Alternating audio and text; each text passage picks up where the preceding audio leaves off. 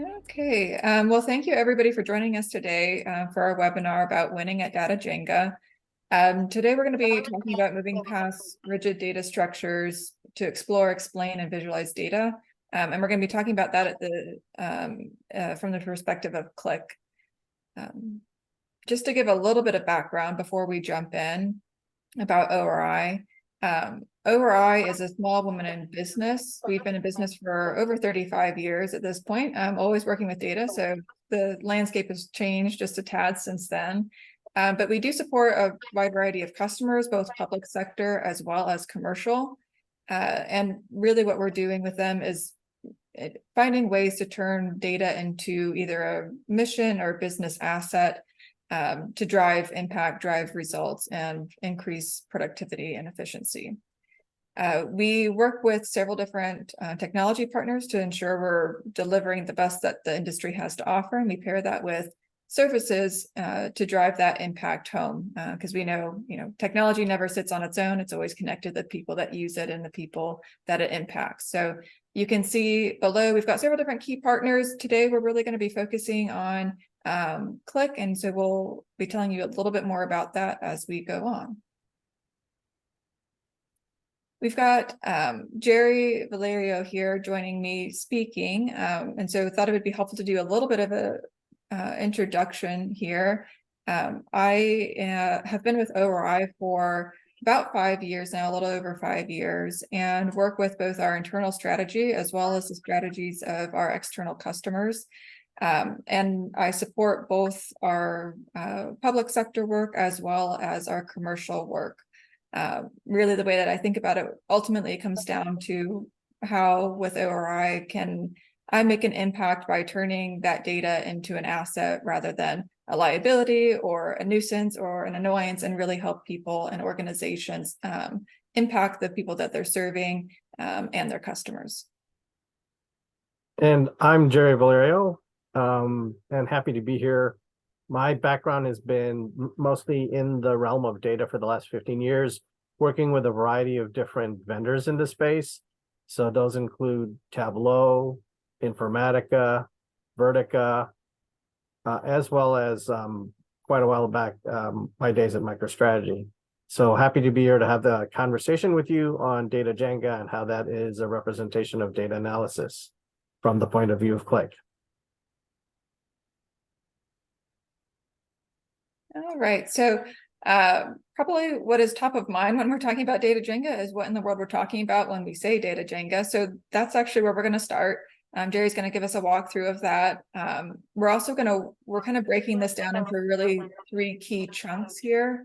So we've got building the data tower, interacting with the data tower, observing the final data tower, and we're going to essentially be playing with our blocks of data throughout the process as an analogy for how we utilize data in BI tools or data analytics platforms to get to that final insight or ability to observe, ability to explain. We'll be concluding and wrapping up with some key takeaways to summarize sort of the trajectory that we followed throughout the webinar today. And we do have a resource slide at the end that'll list a few different resources relevant to what we're going to be talking about, if anybody is interested in taking a look at those after today's session. So a couple of pre-game questions before we get into the meat of the matter. And so often when you start thinking about data analysis, or in the case of Data Jenga, we often think about, well, what are the data sources we're going to work with primarily? Most of our customers, and even those in the government, have varied data sources that might be on-premise, in the cloud, file-based. And we're also dealing with data that is structured, semi-structured, and unstructured. And in most cases, for most customers, it's a mix and match of all of the above. So that is a consideration to think about: what data sources are you working with primarily? Another question to ask yourself is, what do you find challenging about working with data and joining data? There's a lot of things to consider and factor, such as context awareness. Do you understand basically the structure of the data? and then how to join the data. Often we join data based on field names matching, but the reality is it might not be the case. Just basically how the data was designed, because maybe different tables from different systems had different naming conventions, for example. Another consideration is the join types. So, as a business user, you may not be as aware that there are things such as a left join, a right join, an outer join, a full join, and inner join. But these are things to consider. Often you go to the IT subject matter expert to help with this. I'd mentioned about the mismatched field names as being a challenge. Another aspect is the SQL standard. So if you're working with a particular, like say, SQL-based tool, sometimes having an understanding of SQL may be helpful and necessary, but it also comes again at the expense of having to know something that is like almost a pseudo programming language, and not everyone is suited for that. And then there's the last consideration of the volume of data you're going to be interacting and working with, the number of rows, the volume of the data, etc. So let's think about what data Jenga is, right? So when we think about Jenga, we think about a game, we think about fun, and we think about challenge. So data Jenga for us is an analogy to data analysis. So data analysis can be a scenario of competition. So that's why we're seeing the tug of war. It can be a challenge. Again, like I mentioned, working with SQL. And it could be, again, fun and challenging. So all of these are various considerations, and we'll go into this a little bit more. But in a nutshell, data Jenga for us is an analogy for data analysis. And we're going to show you through our conversation and discussion about Qlik how it could be very different. It can be fun, it doesn't have to be challenging, and it doesn't have to be a competition. Okay, great. Thank you, Jerry.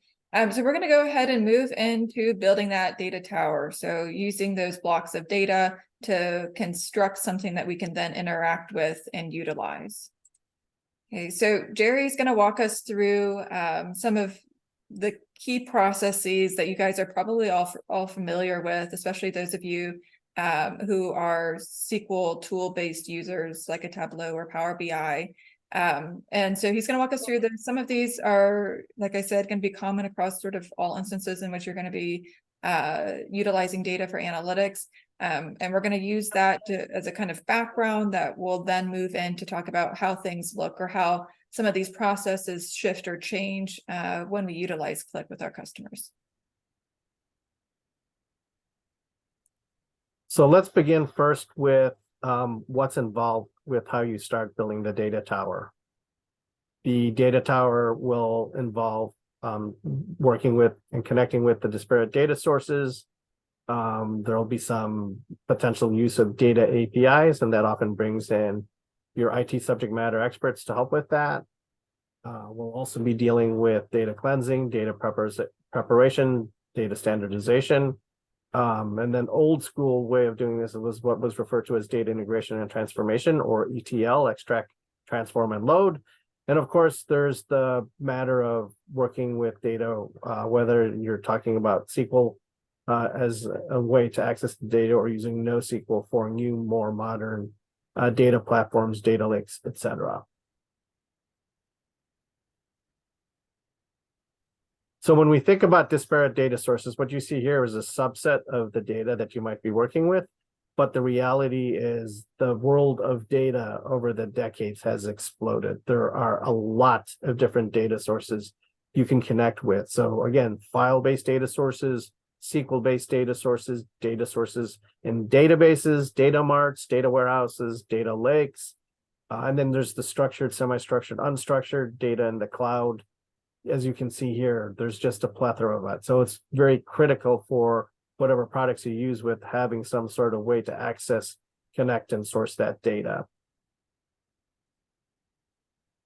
So one of the often ways that you can connect to, let's say, newer modern data sources or even old legacy systems is the use of APIs. APIs often involve working with an IT subject matter expert, someone who has some programming knowledge of how the API works. And then there's many other factors from an IT governance and control perspective where you have to consider the security, You have to consider who gets access, what your access control model might be.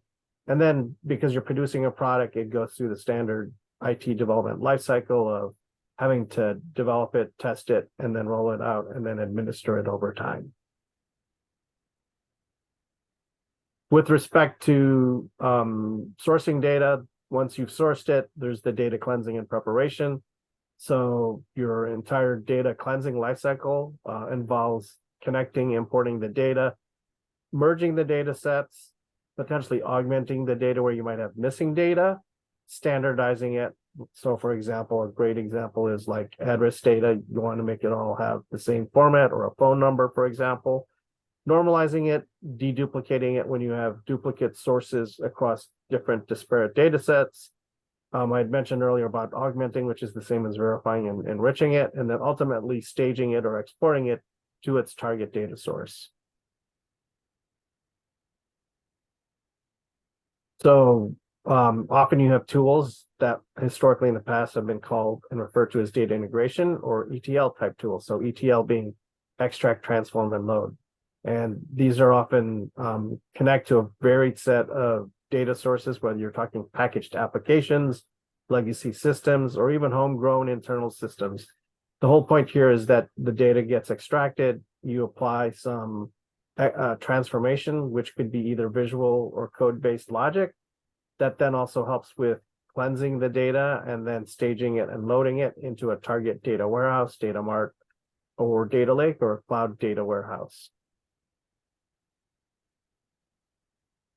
Ultimately, when it comes to working with data, at some point you will come across having to work with SQL. And the many interesting aspects of SQL that can present itself as a challenge to business users include the fact that there are very many different standards of SQL. There are SQL joins to consider. So where you see, for example, the Venn diagrams of two circles, all of these represent the ways that you want to be able to extract data across two data sets. And imagine how more complex this is when you're actually dealing with more than two data sources. And then lastly, there's different flavors of SQL across data platforms. So you might have ANSI SQL standard, or you might have even Oracle SQL, or you might have SQL Server T-SQL as an example. And so some of the things that Jerry's been talking about, right, I think really sort of point us towards a shift that has taken place over the last decade or so when it comes to analytics and business analytics. So some of the things that Jerry's been talking about, SQL joins and so forth. If we were to do a show of hands of who is fluent enough in SQL to create these joins and to actually load the data in some of these different ways, right, there would probably be a relatively small minority of people who would say they know how to do that relative to the people who actually utilize that data, right? And so this is where we get, we've seen, like I said, over the last 10 or so years, a shift from, kind of an 80-20 split with, there was a push to have 80% of people, able to do this version of self-service analytics, which was being able to work with the data, being able to actually utilize the data, set up their own unique analytics, set up their own unique dashboards, and so forth, where there were a lot of so-called creators of within a data analytics platform.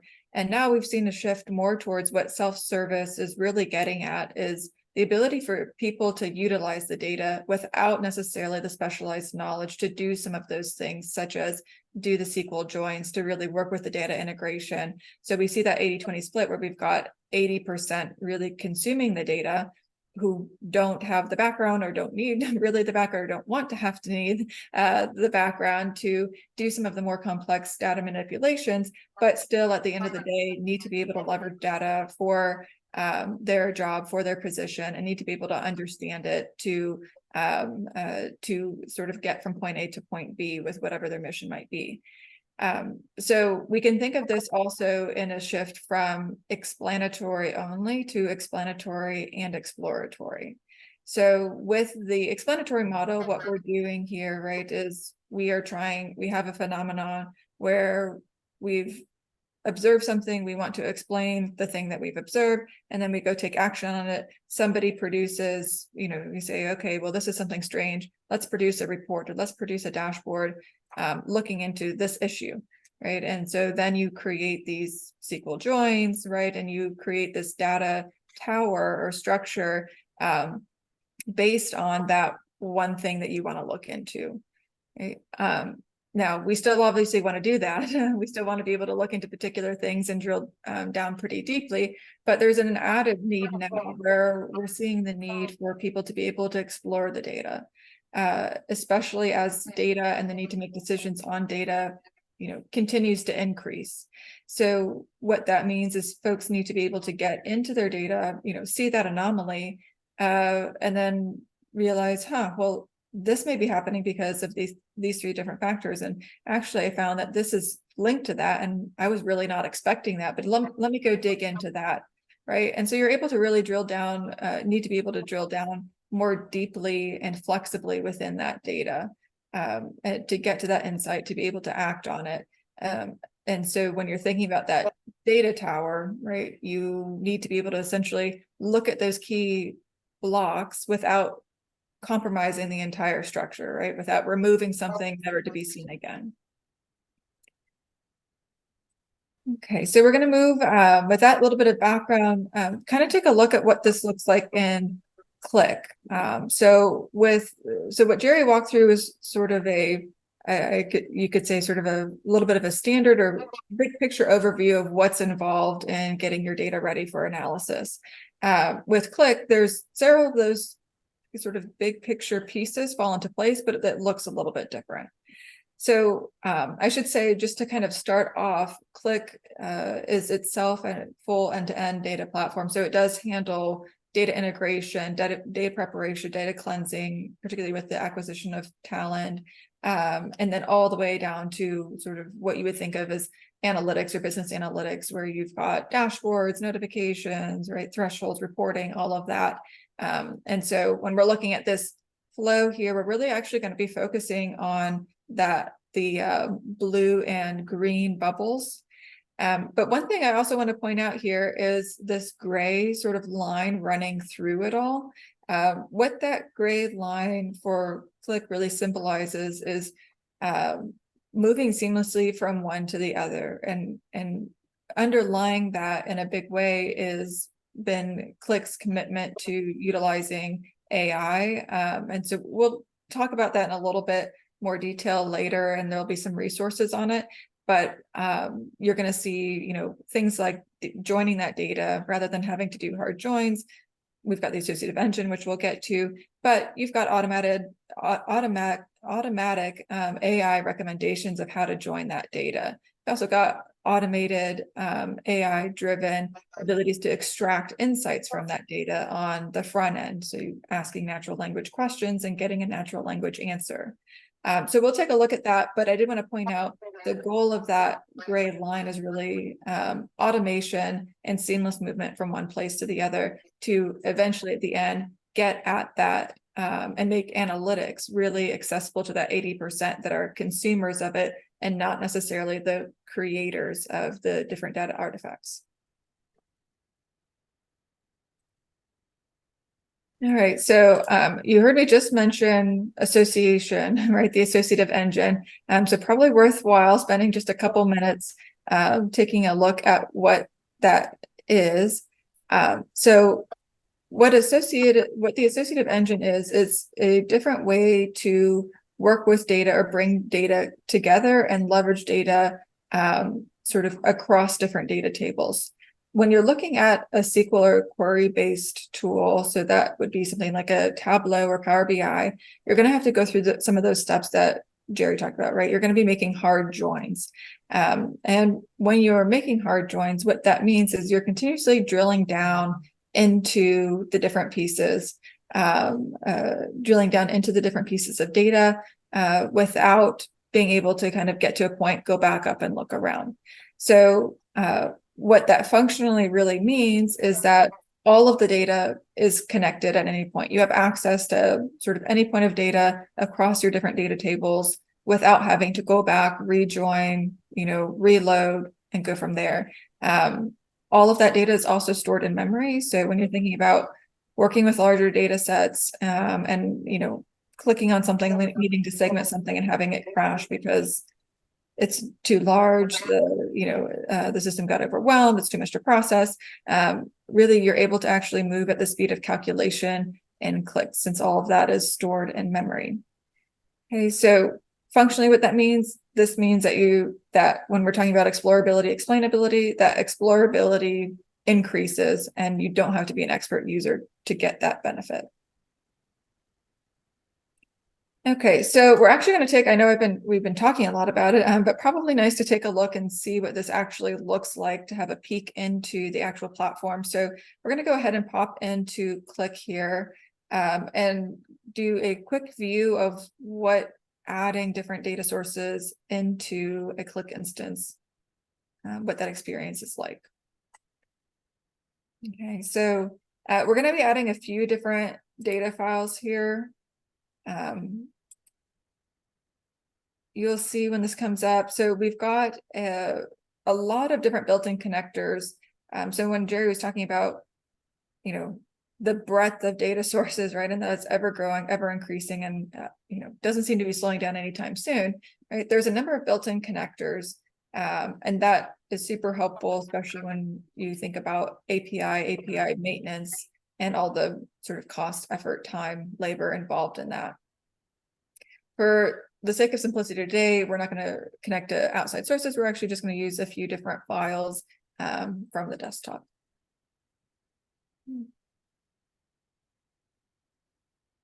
All right, so we've got that data file loaded. We're going to take a look and see what data is actually housed in that, what the values are in these different fields, make sure this looks like the data we're expecting. If we want to, we can do some sort of basic changes here. If you decide, actually, I want this to be called something different, and Qlik this field to be called something different because it's clearer or less confusing, you can always do that. And then go ahead and upload it.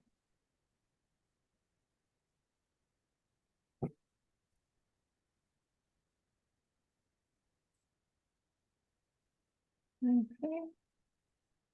So we're going to pop over here to the data manager view. You can see we've got one bubble representing our one data table that we've added in. We're going to give that bubble some friends though, and add a couple more data sources.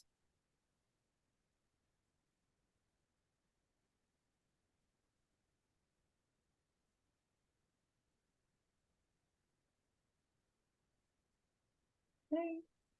And you'll see at the top, you can also see some details about what kind of file this is. Again, just to make sure you're uploading the right thing, looks as expected. We can go ahead and upload. Now we've got a second bubble, which is great. We're going to do one more. Again, just to kind of highlight, you can obviously bring in tons and tons of different tables and data sources. The more you bring in, typically the more complex it can get. As Jerry was mentioning, imagine you've got 7 different options to joining 2 tables together. Imagine if you've got 10, the possibilities are endless at that point. So we're going to bring in a third just to add a little bit of additional flavor and complexity to this. Okay, and you can see right off the bat, we've got our 3 bubbles, and then over here on the right, we've got some recommended associations. Okay.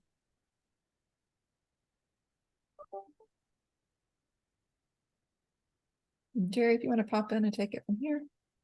Sure. So as you can see, the tables are joining.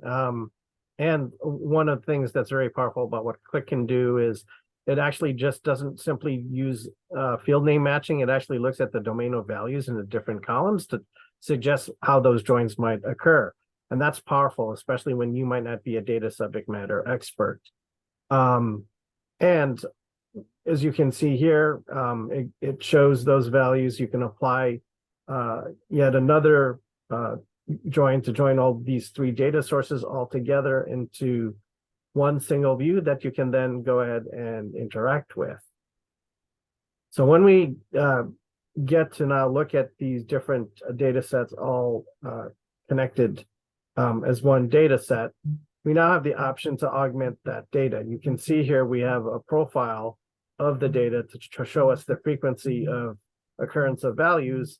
And we will be creating an additional data field to augment the data. And in this particular case, we'll eventually come up on taking a field that we're adding here, and we're going to call it year and quarter by concatenating our year and quarter values. And you can do this again with any of the fields within the data set, augmenting it, calculating, concatenating, whatever type of function. And by function, if you're familiar with like SQL functions or even Excel type functions, those can be applied to the data. And so as you can see here, we're concatenating fiscal year with a / followed by a fiscal quarter to represent data in a way that's most useful to the business users and how they view it. And you now can see the result here of all of the values as a result of applying that calculation or concatenation, if you will.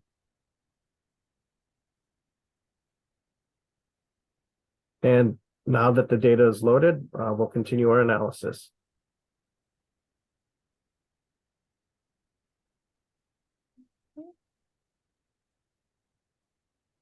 Right. So that provided a little bit of a look, like I said, into the back end of Qlik and what loading data into Qlik looks like. Some of the features that you saw there are obviously some of the different connectors that are available, making, connecting to wherever your data may live more accessible, easier. And then also the point that Jerry pointed out is, sometimes bringing that data together is challenging, in part because you need to have somebody that's a subject matter expert that understands the data and knows which matches to which. Qlik is able to help out by identifying that or making suggestions for you that you can then customize, accept, reject based on your knowledge. So we're going to move in from building that data tower to interacting with it. So great, we've got some of our blocks of data in place. And now we're going to think about how we utilize those blocks of data differently in a associative engine like Qlik platform versus a sort of linear BI or SQL-based tool like a Tableau or Power BI. So when we're looking at the associative model, this is a little bit of a sketch of what we've been talking about.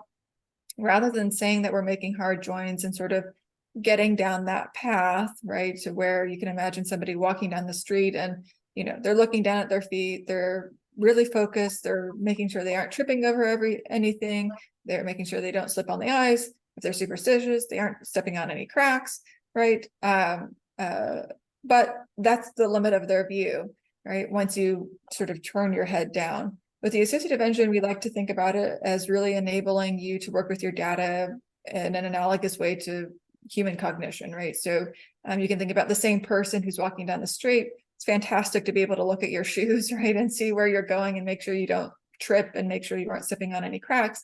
But it's also really important to be able to lift your head up, right, and see that you're not, make sure you're not going to run into a signpost, make sure you're not going to jump out in front of a car, there's a horde of oncoming people you want to avoid, right? And be able to identify different sort of pieces of the full data picture.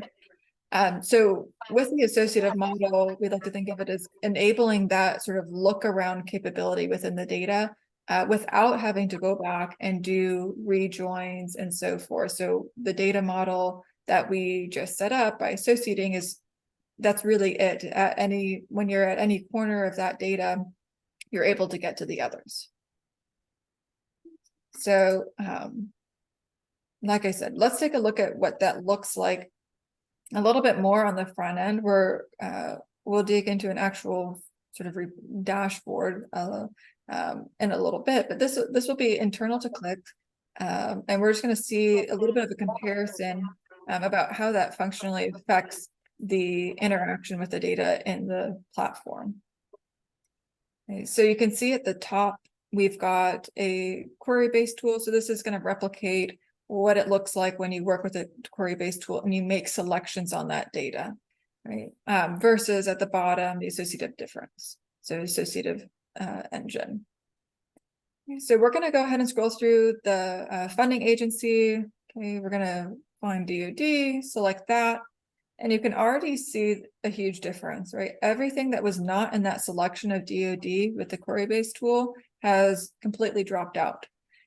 Versus below, you can see that we've got a green, white, and gray. Green is a selected, white is sort of analogous to the selected or available, and then gray is not selected, but within the sort of criteria possibilities of selection based on the current selection. So we've got the Department of Defense selected.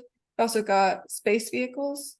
And you can see when we click on space vehicles, we've actually got this anomaly here where Department of Commerce, even though we aren't looking at the Department of Commerce, we see that Department of Commerce actually has a space vehicle. That's a possibility based on that light gray coloring with space vehicles. So you might say, let's click on that and see what's going on. All right, so we went ahead and moved to a sort of front end report, dashboard here. The selections carried over, so we've made our Department of Commerce space vehicle selection. And we can dig into that right on this dashboard, and you can see really on that graph on the upper right, when we look at that, we see, oh, okay, well, that's actually an acquisition by NOAA, and that makes a lot more sense, understanding why the Department of Commerce might have made an acquisition related to space vehicles.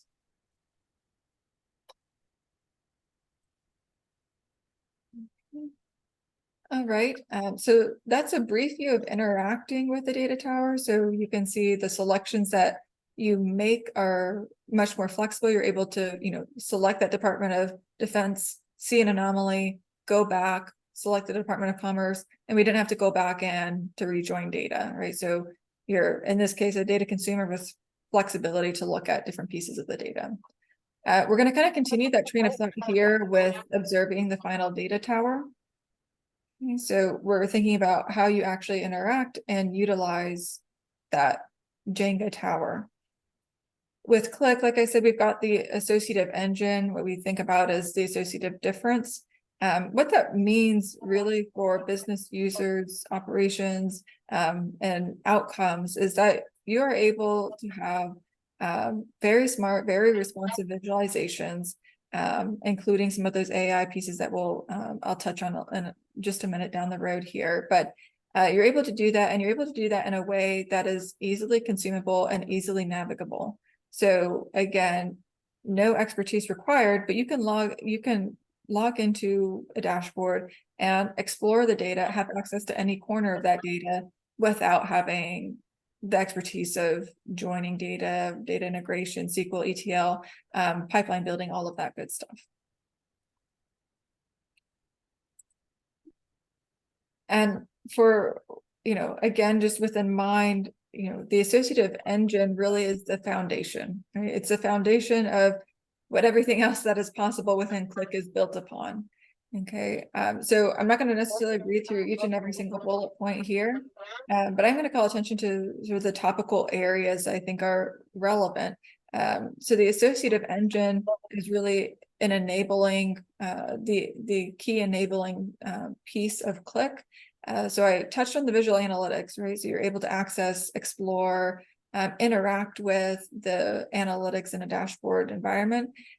There's also the augmented analytics, and this is one, we know AI has really been on center stage here this past year, and Qlik, has always had AI really at the heart of what it's done, and continues to innovate here, and offers, this is where we get into things like, knowing where to join the data, but also on the front end, right? If I ask a question about what was the expenditure of such and such agency Q3 2023, right? I'm going to be able to get an answer back. And there's a few different ways that you can set that up within Qlik.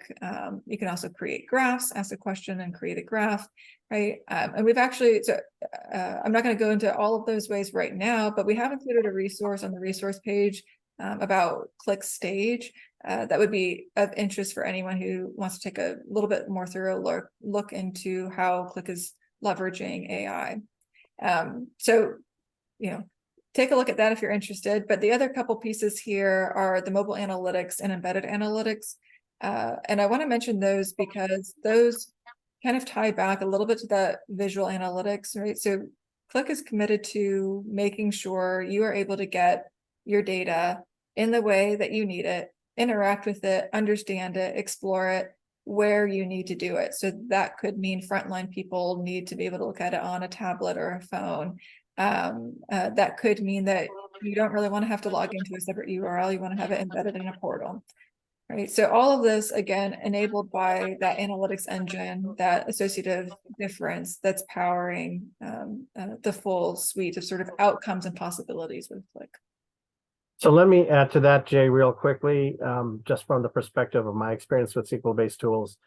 Some of the things that impressed me about Qlik, for example, with the mobile analytics, what I really love is the ability of Qlik to be able to publish content and have it ready for use or consumption through any vehicle, whether it's the web browser, a mobile device, all without having to have separate constructs targeted for a particular device. And that's kind of the power of how Qlik renders the output, and it's readily consumable by any other additional vehicle, whether again mobile or a browser or a tablet, without having to do rework or create another instance of that dashboard targeted to the resolution or output required for that device. The other aspect too is from embedded analytics. Qlik has done a great job from an extensibility perspective, moving beyond just simple iframes to support the ways that organizations may require embedding using other different products or capabilities to achieve that. Yeah, thank you, Jerry. Great always to have a sort of external perspective on it. And we'll take a little bit of a tour here of what that looks like, right? Because it's lovely to talk about it, but probably even more helpful to see it. So we'll take a look at the front end dashboard. This is the same data that we looked at in our last look into the associative difference. It's spend data, it's government spend data, publicly available. But what we've got here is a dashboard, right? And you're able to explore, able to interact. You might say right off the bat, this is great, we've got tons of data. I really only care about a year of data or a subsection of that data, and go directly and use a filter and select the time period or time periods that you're interested in. You may notice like, oops, we made a misselection here. Let me go back and actually find the correct quarter. Easy to do. And again, you can see everything updating in real time. And also being able to keep track of the things that you've selected right there at the top and toggle back and forth if needed. Now on this graph, we've got a wonderful scatter, but we've got two outliers that we may say not super interested in. I want a more granular view of this section here. We can lasso that, and that again, you can see everything updating where we're focusing in on that subset of data just by drawing a circle around the piece that we're interested in. The selections that we've made are tracked still at the top. So if you want to look at it in a list form or deselect or select certain things, always able to do that as well. So we interacted with that one, but that each graph on here is actually interactive. So you can make selections on any one and have them interact if desired on the other ones, and as sort of just a built-in basic sort of mode of operation. So we've made a selection here on the timeline, just dragged over that section that we're really interested in, right? And we've seen the other graphs update above. You can also see, again, we're keeping track of any kind of selection we make, whether that's by a filter pane, interacting with the graphs, or some other way. So we've got a nice view here. You may say, this is fantastic, but actually I would rather look at this by spend. Now, typically that would mean we've got to go back, create a separate graph, right? In order to get that answer. With Qlik, because it's really meant to be as flexible as possible to allow the end user to explore their data, you're able to toggle between different views of the data within the same graph, essentially, and look at the same sort of data points, but plotted against different axes, different measures. So we've been tracking our selections up top. We may decide we want to just go ahead and get rid of all of those. Easy to do, right? And we're back to sort of the base, no selections made base piece of the data here. You can also use sort of plain language to look for the kinds of filters that you want. So maybe you don't really know the field name, but you want to look at, Homeland Security. So you type in security, and it's going to turn up of, hey, we are seeing security across the data in these different places. Make your selections. And you can see it actually came up with, it suggested Homeland Security as well as Social Security Administration. We may decide, really, we just want the Homeland Security. Let's get rid of the Social Security. We can deselect that if we want. And so now we're just at Homeland. One of the things that we talked about, and I mentioned previously, was you always have access to sort of any point in your data. Right? So it's great. We've got a lot of data already on this dashboard, but you may say, I actually want to view these same charts, but I really want to look at it by sub-agency or by some other field. In this case, we're going to use sub-agency, which isn't actually on that dashboard. You can always go to the filter pane and look through the entire data set or I guess different data tables to identify the piece of data that we want to utilize in that dashboard. Right? As you can see, don't have to necessarily know the data super well. You can just type in what you know of that data point. So we know that it was sub-agency that we wanted to look at, search for it, select it, and now we're looking at the data in the same dashboard, but drilling down even further than what was initially provided to us in the dashboard. So again, getting at that 80-20, where at the end of the day, 80% of people are going to need to be, out of the people interacting with it, are going to need to be consuming it without necessarily going back and recreating anything.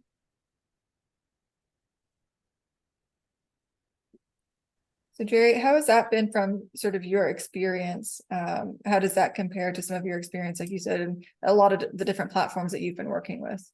So with SQL-based, my experience has been that when you want to be able to create those type of variations of a chart, you have to either get creative in creating the different versions and then figuring out how to have one versus the other show. Sometimes you use radio buttons to make your choice. Mm-hmm. So I think, again, Qlik shows a lot of great flexibility in a very compact, dense way to really, again, drive consumption, right? So consumption in Qlik and creating that experience is very easy, very flexible, very fast in comparison to my experiences working with other SQL-based tools. Yeah. And I think, drive consumption and thereby drive impact, right? Because the more your folks are able to utilize that data and put it to work when they need it, how they need it, the better outcomes, faster outcomes you're going to be able to get. So when we talk about, winning at data Jenga, what is the ultimate state of this tower and where does this lead us?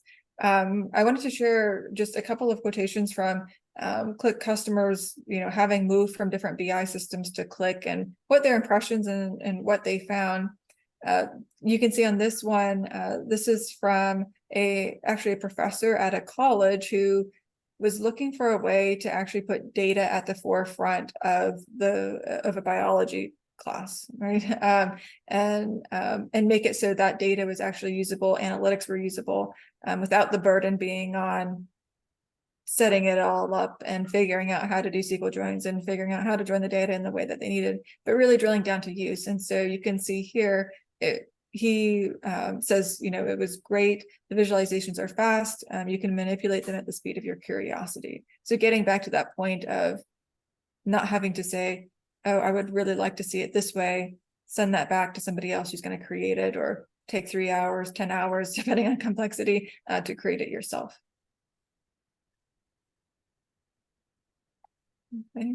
Here we've got another use case. So this is looking at Intuit. So Intuit switched over or moved over to Qlik. And so this is kind of getting at the piece that Jerry was talking about with the embedding, where they were able to, rather than having different spreadsheets, different sort of so-called sources of truth, right, that every piece of the organization was using it in their own, they were able to actually unite people around what they were getting, the analytics they were doing, the things that they needed within Qlik, and in part doing that through embedding. So being able to embed that in a robust way into their current workflows and workspaces.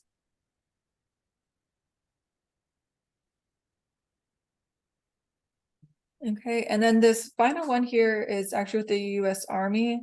So the Army Management Office, they implemented Qlik throughout the organization, and they went through a pretty thought out and robust process of integrating it sort of piece by piece, understanding, sort of where to spend the immediate time and impact, and then rolling that out to the rest of the organization.